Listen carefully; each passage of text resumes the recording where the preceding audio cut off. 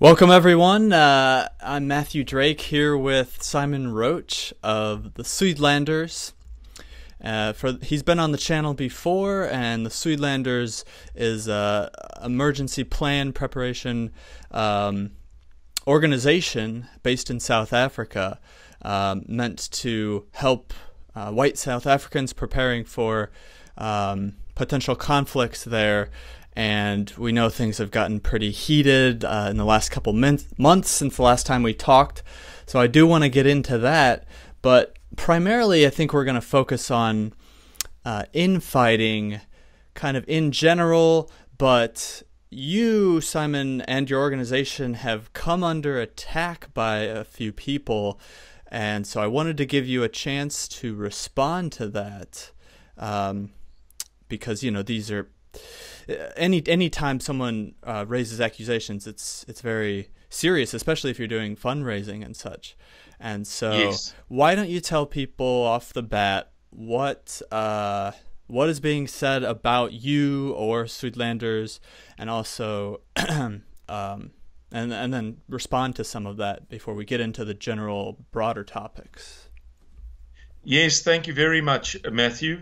I think that the primary allegation that has come up over and over again since March of last year is that I'm Jewish, and that as a Jew, I represent a threat to the white nationalist cause, you know, and that Suidland is implicitly part of the global white nationalist movement. And that's false on many levels, but the first thing to say is that I'm a practicing Protestant Christian, and I come from a renowned Roman Catholic family from the village of Mbogotweni in the province of KwaZulu-Natal in South Africa. And I mention the geographic location because it's a village which was founded by Irish Roman Catholics, Irish Roman Catholic laborers who came to work in a well-known nearby factory. So that the Jewish thing is just absolute, it's nonsense. It's kind of like the Trump release your tax reforms. Simon, release your 23andMe, you know. Yeah, exactly. I don't know if they'd be satisfied if you actually did give some results, but... Yeah, well, as I have said to people, if they really want to corroborate what I'm saying, they're most welcome to telephone the Roman Catholic Church that we grew up in, as it were, and I'm just going to quickly bring up their number. They can phone the Catholic priest there. We're a well-known family. We were the bedrock of that church, very large family, the largest of all the families in the church. I was an altar boy in that church, and so was my father. And his father was an altar boy in another church in that exact region. And so the telephone number is, as if we should have to go to these lengths, country dialing code +27 31903328. And if anybody wonders why there's a kind of a short digit, you know, a digit short, any people from overseas, Americans or whatever, who are accustomed to dialing internationally, this telephone number is correct. It has one digit less than the sorts of digits most people would be accustomed to dialing if they were dialing overseas, because this is in a very small area. So the phone number is one digit less. +27 31903328. And that's, I mean, yeah, ask the priest himself. Or ask the lady who answers the phone. Well, yeah, it's kind of a shame to me that we have to go through this. I mean, nobody asks, like, a black person, are you Jewish? Well, I guess they could be like an Israelite or something like that. But yeah, it's a shame that we have to go through this. And then, you know, the other thing they'll say, if you prove that you're not Jewish, they'll say you're a Shabbos Goy, right? You're just being controlled by them. But you know, dear me, isn't it? In general, though, Shabbos goys don't go around talking about the kinds of topics that you're talking about. So, you know, the best they can do is say you're controlled opposition or something. I'm sure you've had all the tactics in the book. Yes, yes. Another classic is that that I have 5 children from 5 different wives, or 5 children from 4 wives, and it's just such a fiction. You know, you don't know how to respond to these things because it's technically impossible to prove a negative. You can't prove, technically speaking, that you were not in Philadelphia last week. What you can do is prove that you were in Pittsburgh, and implicitly you're proving that you. But how do I prove the negative, that I don't have that number of kids from that number of women? All I can do is kind of speak about the kids that I do have and hope that people remotely believe it, you know. And I have 3 sons from 2 women, 3 magnificent sons. If anybody looks me up on Facebook, Simon Roche, and if there's more than one Simon Roche, I don't know. I've never bothered. You know, just look for the icon that has 3 young boys in it. That's and it's, you're right. It's on them if they say that there's these other women. You know, where are those other women? Have they come forward? Exactly. And if not, why haven't they come forward? Which brings me to another thing. There's a woman in the USA who, just by the way, I'm going to digress very quickly. This scurrilous woman has made all sorts of claims about me and claimed that I have admitted to this and to that to her, you know. And one of the claims that she's made is that I admitted to the fact that I prefer to have sex with black women, or that I only have sex with black women. And the irony is, you know, how do you produce 3 snow white sons if you're only having sex with black women? And if it was even a case of me preferring to have sex with black women, a preference, you would think that with all the spotlights on us, all the pressure we're under, all of the attacks that we're going through because of the amount of awareness that we've raised of this fundamentally right-wing cause in a time of very liberal zeitgeist in the world, that at least one black woman would have come forward and said, yes, he betrayed our love. He said it would be forever. Or he paid me $60 for a quickie, you know, in the 2015 or something. It's just an absolute fiction. It's nonsense. It's ridiculous. Yeah. So to clear this up for the audience, like, this isn't like the DNC, or in your case the ANC, like coming after you, like, because they would do a better job than this. They'd have the money to hire people to come out and kind of put out these false allegations, you know, like they do here at Stormy Daniels. But you get what I mean. So this is probably just kind of nobody's really coming out and slandering your name. Or is it more organized? Yeah. Yeah, I beg your pardon, Matthew. I wanted to say that I think it's a threefold thing. I think it is partly state-sponsored. Over time, we've seen a bit of a pattern that has led us to believe that perhaps there is some state sponsorship, but it hasn't been done all that well. And that's purely on the basis of pattern. Initially, that was never our suspicion. I think that it is also partly a case of sour grapes. Hell hath no fury like a woman scorned kind of thing. I met a lady in the USA who I thought she was a gem. She phoned me for 3 weeks. I was in Seattle, and she phoned me for 3 weeks solid, every night. And she said, you know, so wonderful, you're my hero. I would do anything to spend time around you, to carry your bags. I would pay my own way. This woman's name is Vanessa Curry. And so eventually we met up, and I thought, this is it. This is the gem of all of the women who have ever been born. There is nobody as sweet and kind and gentle and loving as this creature has revealed herself to be over the telephone. And it was no sooner that we met than an Identity Europa activist in Austin, Texas, said to me, "Look, do you know that you're with a psycho? This woman is psycho. You've got to run a mile, buddy."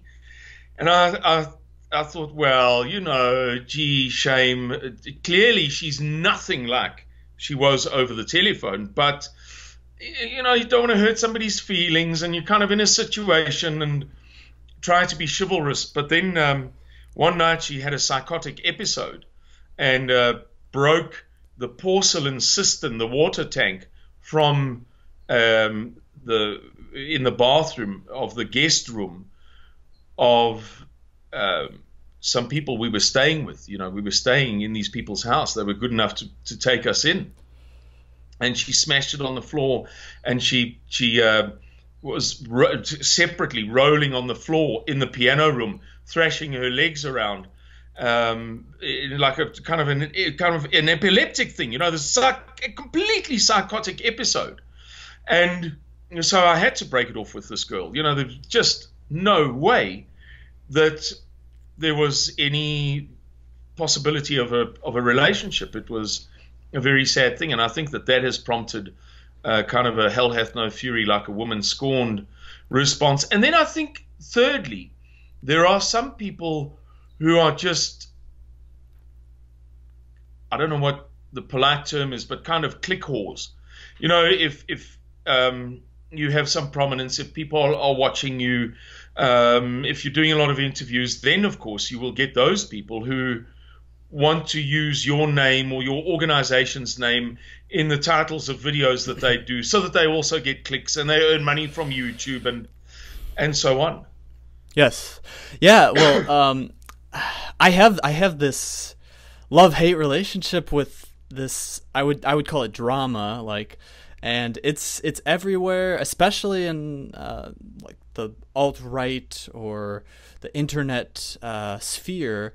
And you get these, like you said, channels. They'll just, their sole purpose is to talk about other people, and it seems like sometimes they even have a vendetta against certain people. And they'll get these streams going, and for a lot of it, I don't know about you, I get the impression that you're the same way, but a lot of it I just try to ignore because it seems a little like a waste of time.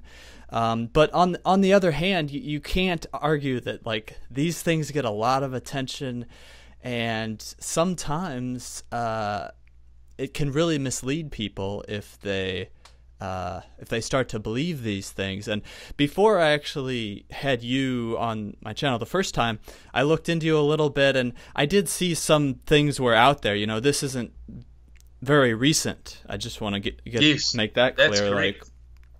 People have been saying these accusations against you, and their arguments on a gut level, it didn't ring true, and just a lot of the things they were saying were kind of shaky at best. And so, but if you don't know how to make arguments and assess things and logically, find fallacies with certain things, if you're not into philosophy at all, then you can easily get sucked into these drama sinkholes. Yeah, you're correct, Matthew. Let's say somebody said to me, you should have nothing to do with Matthew. He's, God forbid, a pedophile, right? And they also said Matthew is a pseudonym. In fact, he is a woman. And if you ever meet him, her, as it happens, he's got really, really long, dark, flowing locks. And here I come on, and the first thing I see about you is that you're patently not a woman, and you don't have long, dark, flowing locks. I'm bound to think to myself, you know what? That person was obviously making up nonsense. That they had that confused with Styx Hexenhammer, but go on. It would become apparent to me by that time that person had been just talking absolute nonsense, and I would lose interest in the remotest possibility of the pedophile accusation. But there are so many people on the internet that there is a certain number that will believe absolute rubbish, you know. So there are those people who will say, well, there's no basis. The basis for the allegation that I was Jewish was that my first name was Simon, my second name was Roche, and what was the third thing? Oh, and I looked Jewish. Now, Simon is, you know, I mean, it's a name from the Bible. It's no different than John. The guy who was making the accusation's name is Jan, which is a short form of Johannes, which means John, as in from the Bible. You know, it's that stupid that a guy with a biblically derived name would say that somebody else with a biblically derived name must be Jew. I mean, it's that stupid. The second one is, my surname is Roche, or Roche, if you like, Roche, which is a French word that means stone. And you would think that people would realize that this guy's just telling a pack of lies, because some of his allegations are so patently nonsensical that there's a very good chance that the rest are too. But not everybody is like that. And at a certain point, it begins to rub off on an organization. So you're correct. I did ignore the attacks from when they began on March the 17th last year up until last week. But then they came to involve my children. And one of the attacking parties even claimed that our leader, Gustav Müller, who's an irreproachable man, was responsible, that he might have murdered his sister. You know, they've descended so low that they're drawing children into this thing. This woman, Vanessa Curry, that I told you about, sent this message to my son yesterday. Can you imagine any person sending such a message to a child? Just give me a second. I'll bring it up. And while you're bringing that up, just these are other right-wingers. Is that accurate? Well, masquerading as right-wingers, you have to wonder whether that's true, you know. Right, but presumably they call themselves right-wingers. Yeah. So here we go. Your dad just royally...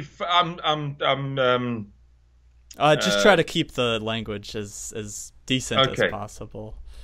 Okay, I will do that, but I urge your viewers, your listeners, to contemplate or to consider the fact that this is a grown adult sending a message to a child. Your dad just royally effed himself. Your dad claims to be a right-wing whack job. I mean, it's a contradiction that, you know, I'm claiming to be a right-wing nutter, a madman, a whack job, while he is actually working for the ANC, the African National Congress. What a load of poo! You know, she just goes on in this vein. Can you imagine what kind of a person would do that? Another guy publicized my children's details. It's ill. It's ill. It's absolutely sick. There was a claim made that I stole $2.5 million while in the USA. And I came back to South Africa and bought a farm. And the kind of joke that gets said to me, I mean, it's been, you know, repeatedly said to me, is you must tell those people to remind you where you put the title deed to the farm. You know what I mean? It's just so absurd. Right. Yeah, well, I listened to part of your conversation on the Radical Agenda. So if people want to get even more details, that's like a 2-hour show or something. But you know, you were actually confronting Jan there. So to my surprise, I didn't know he was going to come on. Oh, really? Yeah. Yeah. Well, I mean, it didn't help his case very much, and anyway, people can get more details if they really are interested in some of the accusations there.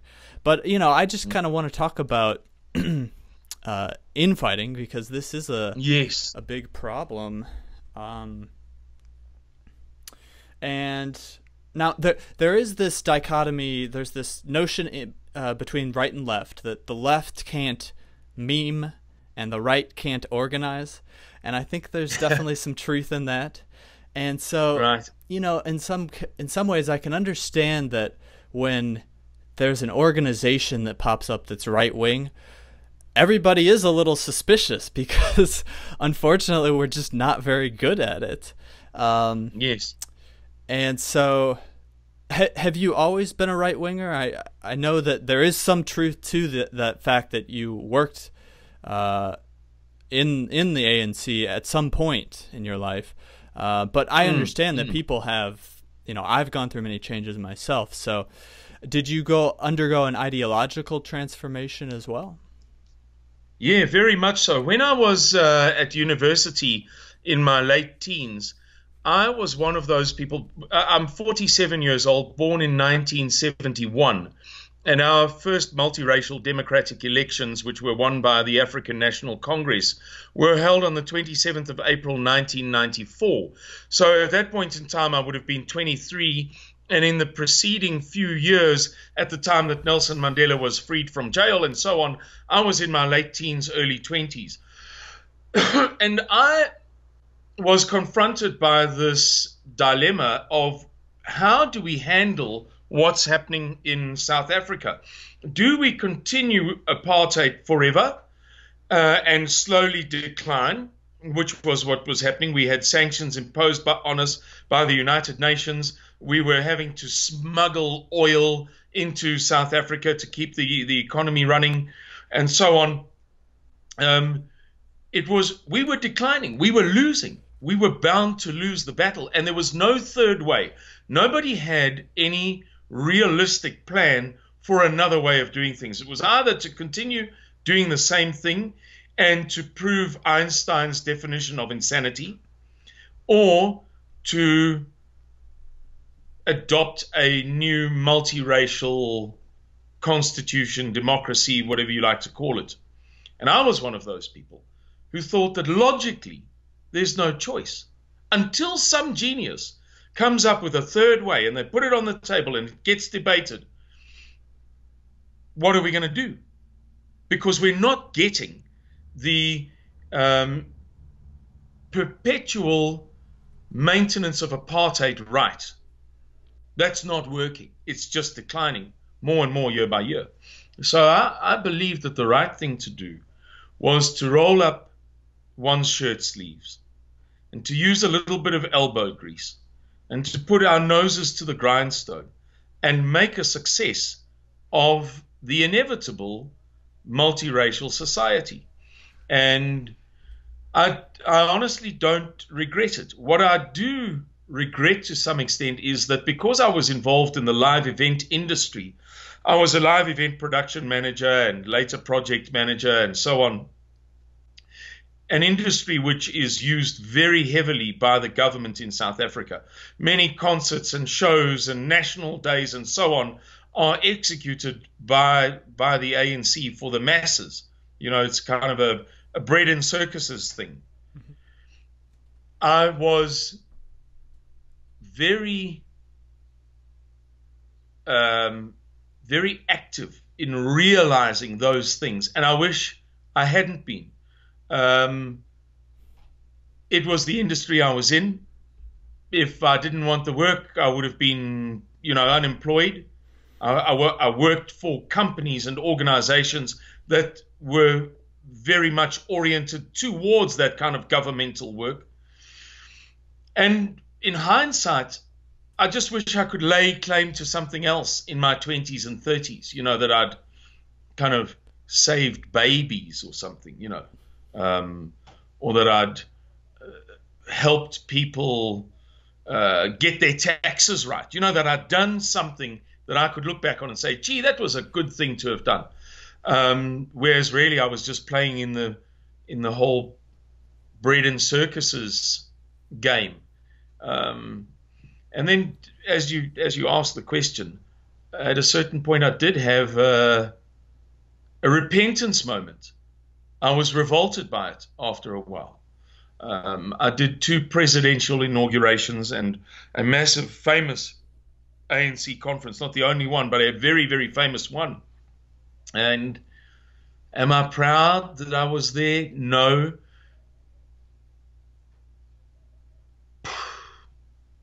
Was there something else I could do? Do I have another qualification? No, not really.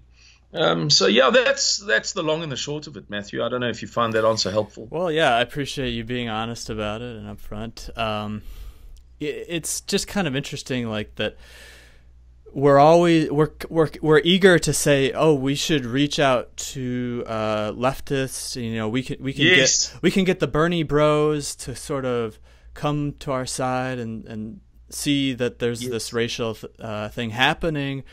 But then it seems like when that does happen, we freak out because they're not exactly like us, and I don't know. It's just to be clear, I've never been a liberal. I've never been a liberal. Okay, I've never been anything but conservative. I'm conservative by instinct.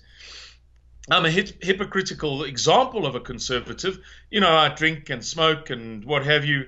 I'm not a very good example of a conservative, but I've never ever thought. Well, you're Catholic, so that makes sense. Yeah, that's the stereotype. Exactly right. It's anyway. how I was brought up. It's what I know and understand and firmly believe in. I think that I've never been pro-abortion, for example, but I did participate in the system because I couldn't see another way. Either we're going to make this thing work and live happily ever after, or we're just going to plunge into an abyss. Right. And as it turns out, the system cannot work. The multiracial democratic system of South Africa reveals year by year its inherent flaws, more and more so. It will never work. It's sick. It's nonsensical. It's based on humanism and moral relativism, and those things are not sustainable. They're not philosophies which, when put into practice, provide the foundations for a sustainable society. And I in some ways, I think that is the best message to go to the people with, because, you know, you're a Christian, and there's a lot of Christians out there, and this message of well, I guess hate, you could say. It's just like, you know, which you do see some of out there on the right. You like on the white nationalist side. It's just like these other people are awful, and you know, we don't like them, and that's why we want our own ethno-state. No, I mean, at least for me, it seems for you, it's like this was a reluctant thing that we came to, and we would love if it was different, but we have to look at the evidence. We have to be empirical. And so the fact that you came from a mindset where you wanted to make this Rainbow Nation work and all that, I think for the honest people out there, it gives you more credibility. And then the dishonest people will obviously use that and try to, you know, drive a wedge because of that. But, you know, most people can see through that, and they understand that there's such a thing as repentance. You know, Matthew, I think that it's vital for people to begin to understand why this is happening, not only in South Africa, more particularly in the USA. And I say more particularly because the scale and intensity of the slanderous onslaught on right-wingers is far greater in the USA than it is in South Africa. The reason is very simple. If you use us to illustrate the point, that is to say Saitlander's organization, hopefully people can apply the principle to the USA too, and they'll get a better understanding. People must begin to realize that in the new South African Rainbow Nation, an organization like Saitlander's is anathema, absolutely anathema, and persona non grata, as it were, too. We are far right-wing, and we are preparing for a civil war. Now, if you were the Emperor of South Africa, the King of South Africa, the President of South Africa, the Prime Minister of South Africa, or just the head of one of our many intelligence services, naturally, you would be more interested in us than you would be in the chances of the Red Cross Children's Hospital launching a coup, or a land invasion from the Kingdom of Lesotho, as you guys pronounce it, or a bombing raid from the Kingdom of Swaziland, from the Wakanda, king who famously, yeah, exactly, right. Exactly. I mean, who do you think the state is worried about? Now, here come the Saitlanders, and they decide that they're going to do a tour of the USA. They're going to speak to as many people as possible and draw attention to something that is being overlooked, deliberately ignored by the mainstream media, and elicit massive support and tremendous coverage, exposure of this thing in the alternative media in the USA. And suddenly the threat becomes more real. The state has to respond. And I always say if you're not being attacked, you're not doing something right. You're doing something wrong. Exactly. We've tugged the tail of the lion. It's natural that the lion is at some point going to turn on you. And it's the same in the USA.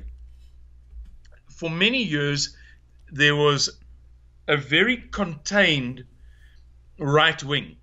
The right wing of the USA was very, very contained. Then it dissipated greatly. The Council of Conservative Citizens and other organizations, the John Birch Society and others, deteriorated, in some cases almost completely, and in some cases very much. There were very few right-wing or conservative organizations in the USA that remained healthy and grew. And then in that nadir, in that lowest point, along comes Identity Europa. The Institute for Historical Review experiences a resurgence. The Cascadia organizations suddenly flourish again. The League of the South under exactly. American Renaissance attracts more patrons and attendees than it ever has. It's sold out in the shortest period of time in 2017. The League of the South under Dr. Michael Hill blooms more than it has done in many summers. And so you guys have begun to pose a very real threat to the zeitgeist, the liberal zeitgeist of the USA that had been so successfully incrementally imposed by successive administrations with their mainstream media lackeys and global capital and what have you. But whether it be the Clintons or the Obamas, or, quite frankly, the, in many ways, tolerant Bush regime. On the one hand, it was all gung-ho, we're going to fight them boys in Afghanistan. But on the other hand, you had Dick Cheney saying that he understood homosexuality and his daughter was a lesbian and so on and so forth.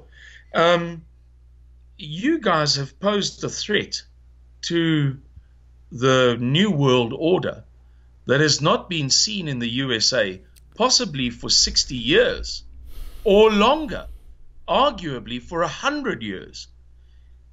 They have to do something about you. Right. They don't have a choice. If they'd left Identity Europa alone, I mean, just consider it. Identity Europa was founded by Nathan D'Amigo in mid to late 2016. By early to mid 2017, they had scores of successful branches across the USA with thousands of active members and tens of thousands of online supporters. It looked like there was no stopping the explosion of growth. And so they had to send in divisive people like Vanessa Curry to break down everything that everybody else says, to tell lies that cause people to think twice, and to criticize the good that others are doing. It was absolutely vital for the New World Order, what we call the Doringbos, the thorn tree, the axis of mainstream media, global capital, the academic elite, and liberals at large, or liberals generally. It was vital that the thorn tree do something about this unfettered, fantastic, vital, healthy, bright-eyed, fresh-faced growth occurring particularly among young people in the USA. And I think that's what frightened them more than anything, is that it wasn't guys in their late 30s, 40s, and 50s or 60s who were coming out of the woodwork. It was guys in their early 20s, mid-20s, late 20s, and early to mid-30s. You know, the next generation, as it were, was showing its true colors. It had to be curtailed immediately. It had to be stymied. It had to be nipped in the bud. Mm-hmm. Yeah, and I don't want to give people the wrong impression and for them to think that I'm against infighting in general, because, like you say, there can be subversive elements and infiltrations and such a. Yes. Now, I don't like the tactics that usually occur, like just calling people a Fed for no reason at all. But yes. You know, it is plausible to assume that either people could be government agents, or they could be working for some some global elite person. Yes. They do have a lot of money, and so money can motivate yes. people. Of course, yes. Of course, yes. It can motivate people. And I also would shy away from mentioning people's names unless we were pretty reasonably convinced, on the basis of hard evidence, indisputable hard evidence, that they had shown a consistent track record, in this case, over a year. A year is a pretty long time over which somebody can reveal themselves, of serving the interests of the enemies of the organizations in which they're participating. Right. And this is, I think this will ultimately be good for us, because what we have to do is we have to learn boundaries. We have to not just blarp all of our suspicions about someone, but assess people on a individual basis, and get a good radar for who we can trust. Yes. That's one of the big things now, that there's just everyone with a microphone can be a news reporter or whatever. It's you really have to, whereas back in the day, you just turn on the TV and there's the trusted news. And so now it's really up to the individual to figure out, okay, is this someone I can trust? And part of that might be ethnicity, and understanding that certain groups of people have some tendencies, and so it doesn't mean you can't ever trust someone who's Jewish, but you do have to yes. be a little bit more cautious, I think. And so just it's kind of a game that you have to play. And so I think that's going to ultimately be good for us, because our goal presumably is to take power. And so if we take yes. power, we're going to need allies. We're going to need to know who to involve in our cabinet or whatever it be. Yes. I agree with you wholeheartedly. I think that we have to tread with caution, as Saitlanders did with me. For the first year of my participation in this organization, people were naturally uncertain as to whether they could believe and trust somebody who had formerly acted in the interests of the new South African Rainbow Nation. They would obviously have been cautious about whether my change of heart was sincere, whether I was a genuine Christian repentant, or whether I was just telling lies and my heart wasn't in the right place. Of course, I could never have been a spy, because it would be the worst cover story for any spy in history. I think that would have just been plain stupid. But yeah, if you are actually controlled opposition, I have to say you're doing a good job, because you're coming on all of these outlets to clear up the allegations. I mean, you're either really stupid or just brilliant. Well, if I'm brilliant, I'm certainly not serving the interests of my masters. That's for sure. If I'm some brilliant spy, the least obedient of all the brilliant spies, making people because I'd like to believe that what we've done has unequivocally served the interests of the plight of the embattled white community in South Africa. Yeah. Now, I wanted to ask you, since we last talked, there have been more interest from some of the more alt-light people. I wonder if you could comment on that. Like, I know Lauren Southern made a documentary, and I think Faith might have been going there to South Africa. So there's been a little bit more interest in some of the, Stefan Molyneux's talking about it a lot. So just what do you think about that in general?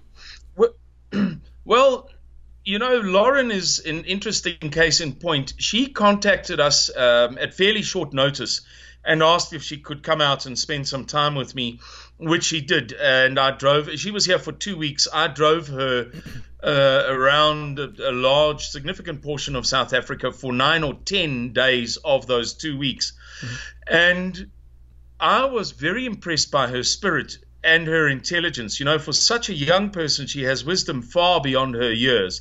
And she also has a very game spirit.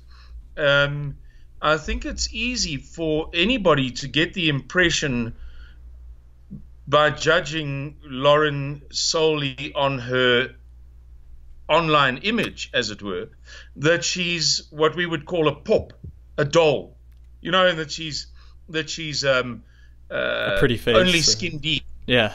I don't think that I'm implying anything nasty. I think that any right-thinking human being, in seeing Lauren on the TV, as it were, is bound to think, well, she's a babe. And how often are babes... We call them thoughts here.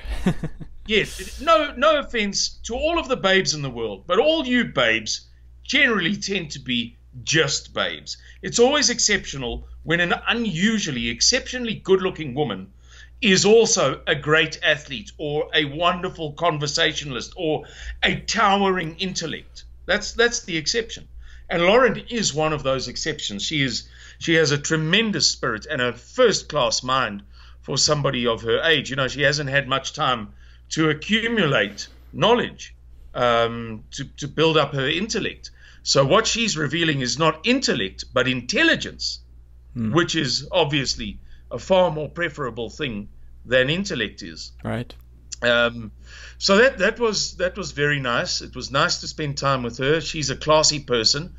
The Swedish guys who came out here and did the Boer Project film that has received such international acclaim are also classy people. We had a blogger out here from East Texas, also a very classy person. I think that much of the alt-light are people who would like to buy into... And also libertarians. I lump them in there. I know Tom Woods has brought it up, and so some libertarians as well. Yeah. I think many of them are people who would like to, instinctively speaking, buy into conservatism. But they've been so brainwashed over such a period of time that there's a part of them that is restrained. They want to be conservative, but dear me, they don't want to be nasty about this, or they don't want to be ugly about that, or they don't want to cross a line in the sand that their father drew, or whatever it is that holds them back. And I think that what's occurring now, Matthew, is such a manifestation of blatant evidence in support of our cause, the global right-wing cause, that many of them are kind of tipping over the edge. Day by day, they're becoming more and more enlightened, or more and more persuaded by the truth. Mm-hmm. Stefan Molyneux is the classic case in point. He's a very compassionate, gentle, kind person. He's not in the right-wing mold of being more brash, more aggressive, more of a Nazi, fascist, all of these kind of stereotypes that are applied. Clearly he isn't.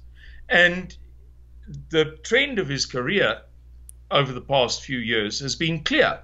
He has gradually been seduced, as it were, by the simple, empirical, mathematical, analytical, clinical, scholarly knowledge and information that is now abundant, which wasn't so abundant before.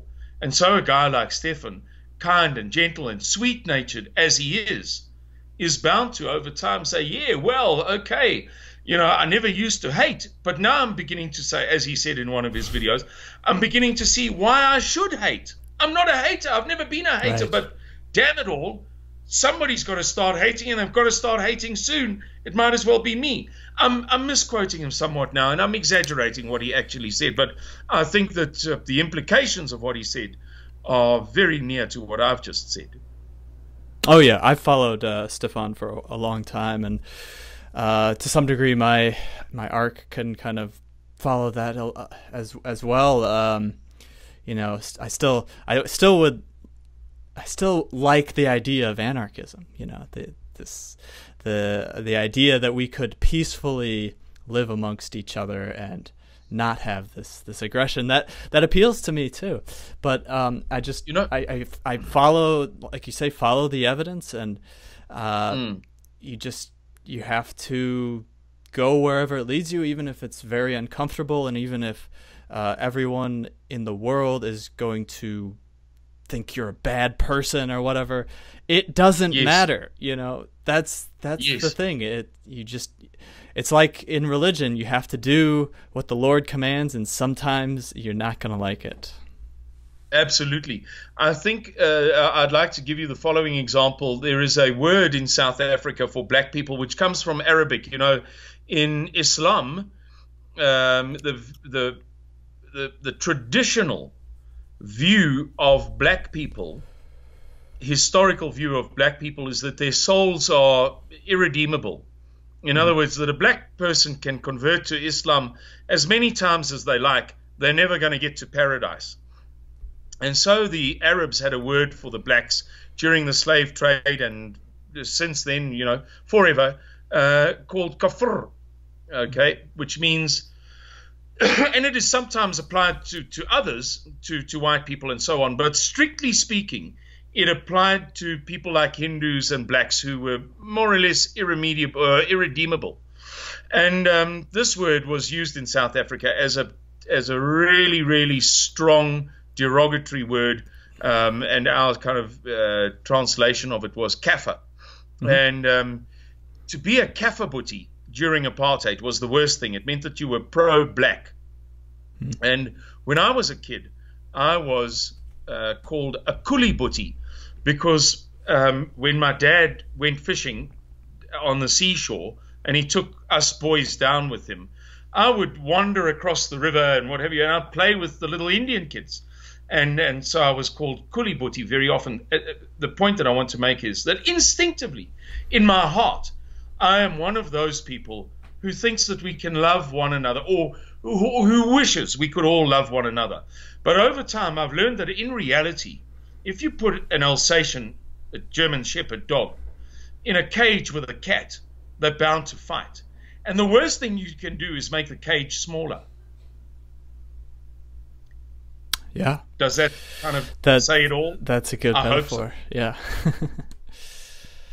Let's see. Yeah. We are who we are, we don't have to hate one another, but it's about time that we start to recognize that the differences between cultures and ethnic groups and what have you are fairly profound. Some of them are reconcilable. Others of them are absolutely intractable and irreconcilable. So we would like to live in a world of peace and love and harmony. But in practice, it's very, very difficult. And some of us, sooner or later, have to stand up for what is right and what makes sense, rather than continually capitulate to an optimism that is nothing more than empty rhetoric. Yeah, and to these sort of more liberal types, I would just say, be realistic about what is actually good for these other people who aren't like you. It is not for them to come into this country. And this is sort of like a more alt-right talking point, but it's true. And it's if you are compassionate, then you don't want mass immigration, because that is not going to be good for anybody involved. It might be good for them in the short term, but that's the kind of R-selected mentality that they have. They're not thinking about the long term. And those of us who are capable of this, I think, have a responsibility and a duty to push back and to set up boundaries and say, no, you can't come in, even if that's what you want, even if you're suffering in this other country, because we have a civilization to maintain, and you will benefit ultimately from white people being doing what they do, creating new technologies and moving things forward. The whole world benefits, and we saw this in the from the as late back as the 1600s with the Enlightenment and everything, and we saw this just sort of ramping up and up and up. But then we didn't understand what was propping that up, what was undergirding that, and so now all the structure is crumbling, and I fear we're just going to plummet back, and that's what I would really like to prevent. Yes, I agree with you, Matthew. I'm conscious of the time. You forewarned me of our hour-long interview. If I may I just close with a quick word? Would that be all right with you? Absolutely, please do. Thank you very much, Matthew, and thank you for listening to this podcast or this video. Those of you who are watching now, if any of you would like to support us, we're asking very nicely, please. We have a free starter campaign, free starter minus the last E, just take out the last E of those two words. It is the conservative equivalent of the crowdfunding platforms. It's a great platform. They're dedicated to our people and to our causes, to our values and to our norms. We are desperate for support. We're raising funds to purchase vital necessities for civilian non-combatants in a forthcoming civil war. Every cent that we receive is very much appreciated. And finally, the last thing I'd like to say is, if anybody would like to come out to South Africa and see for themselves how our people are, what we're trying to do, what we're trying to achieve, we would love to have you. It would be our privilege to host you here on the Orange River in South Africa. Come and visit. Come and take a look before it's too late.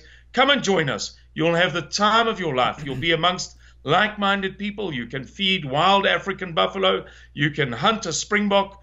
You can visit the town of Orania down the road, meet our leader, Gustav Miller, chat with like-minded people, enjoy our hospitality, eat with us. We love to barbecue. We call it braaiing. Lauren Southern said to me that she could eat like that every night for the rest of her life. And I laughed at her. And she said, no, I mean it literally. Literally, I could eat like this every night for the rest of my life, and I wouldn't get bored of it. So we think we do some things nicely, and we'd like to share that with you. Come and see us. Very good. Yeah, and I just want to echo that, like, even if you don't, a lot of people, they don't have a lot of money or whatever, that's fine. But like, every person should be doing something, even if it's just mentioning South Africa and what's going on there to your neighbor. Like, that goes a long way. So I would just encourage everyone listening to this to take some kind of action, because this is one of the most important, if not the most important, news stories internationally. And I thank you so much for what you're doing to help your people out, and I hope, you know, it's not looking so great, but I really hope that it turns out for the best. And thank you. I wish you well. Thank you very much, Matthew, and thank you for having us again. These opportunities are appreciated at this dark time. Very good. Talk soon.